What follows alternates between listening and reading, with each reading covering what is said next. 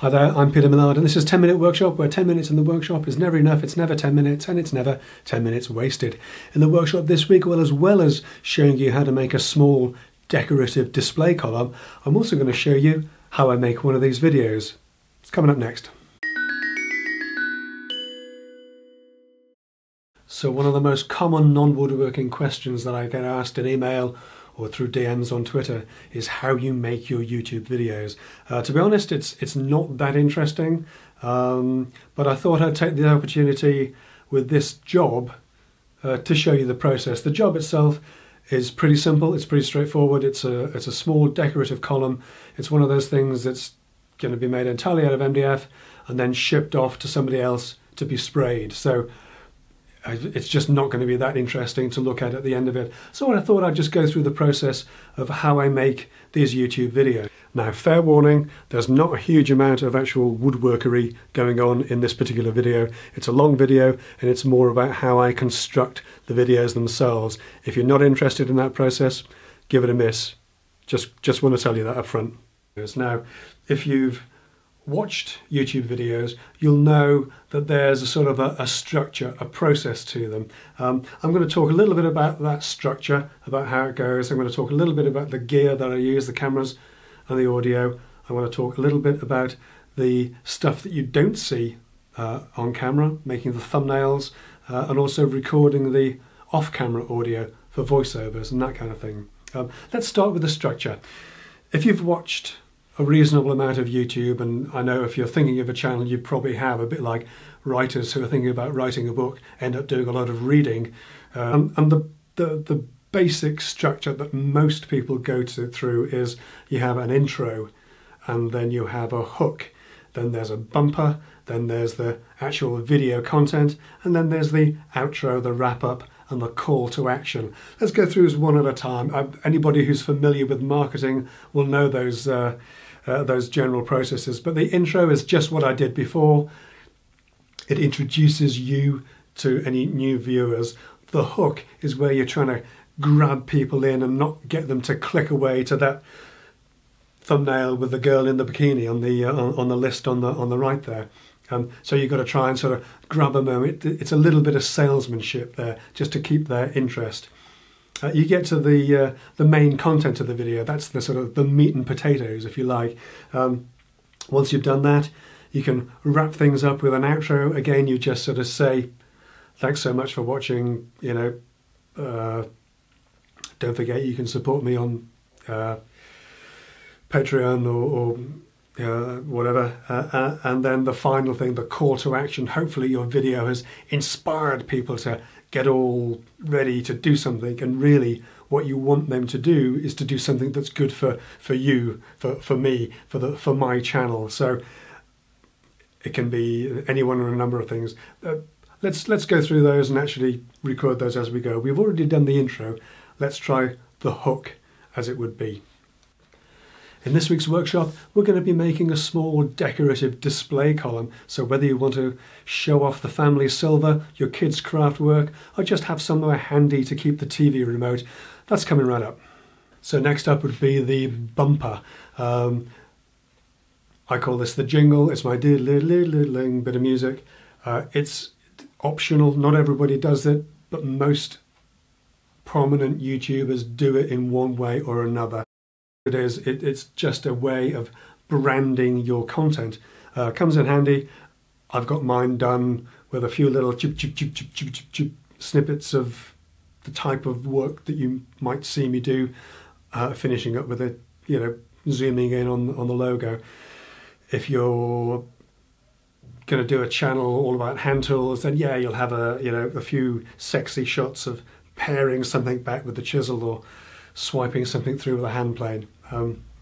Again, you know the jingle, you've seen it before. Up next would be the main content.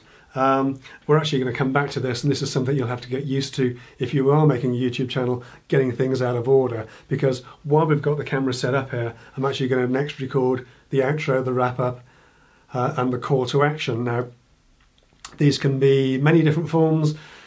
The wrap-up is usually just a Thanks so much for watching. Great to have had you here. Share it, like it, subscribe. Maybe, hey, don't forget you can support me on Patreon. Or perhaps a question of the day. If you're making one of these columns, what are you going to use it for? Let me know in the comments. So we'll do that now. Again, no magic to this. It's just a question of remembering your lines. So that's it for the workshop this week. Thanks so much for watching. I hope you enjoyed it. I hope you found it useful. If you did, give it a thumbs up, share it amongst your friends, and do consider subscribing. Don't forget you can also support me on Patreon at www.patreon.com/10-minute workshop. And thanks so much to all those folks who do support me through the Patreon process. One more thing, how about a question of the day? If you're making one of these decorative columns, what are you going to use it for? Let me know in the comments below. That's it for this week. I'll see you next time. Take care. And with that, you can walk out of shot. That leaves a nice blank screen for you to fade into, whatever you've got, sexy shots of the column or the beauty shot, for want of a better.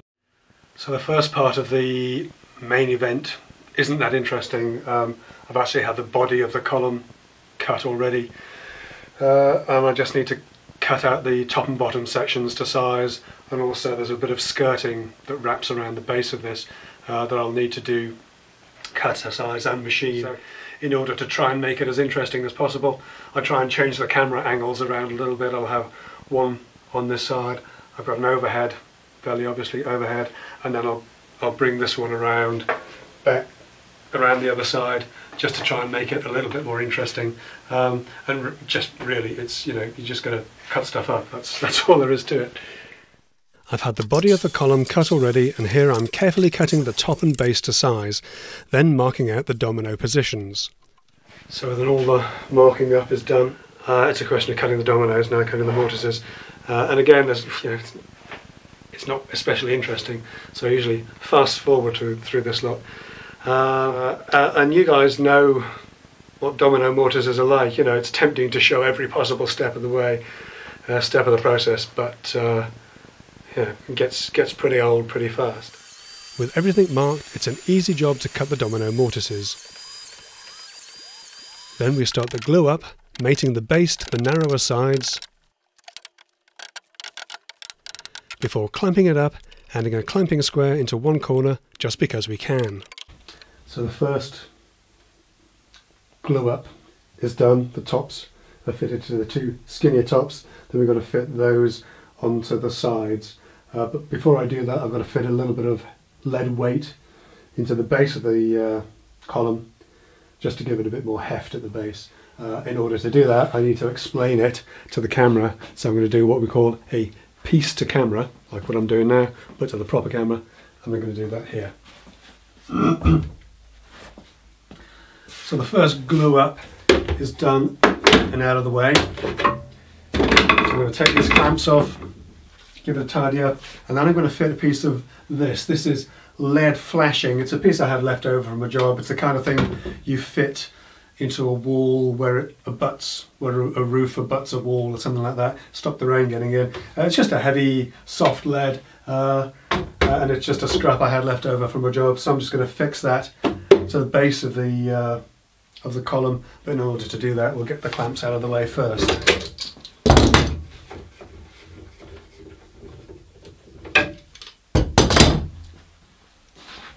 And while I do that, I usually fast forward this little bit, so it's important that you don't speak at the same time, otherwise you end up sounding like a chipmunk.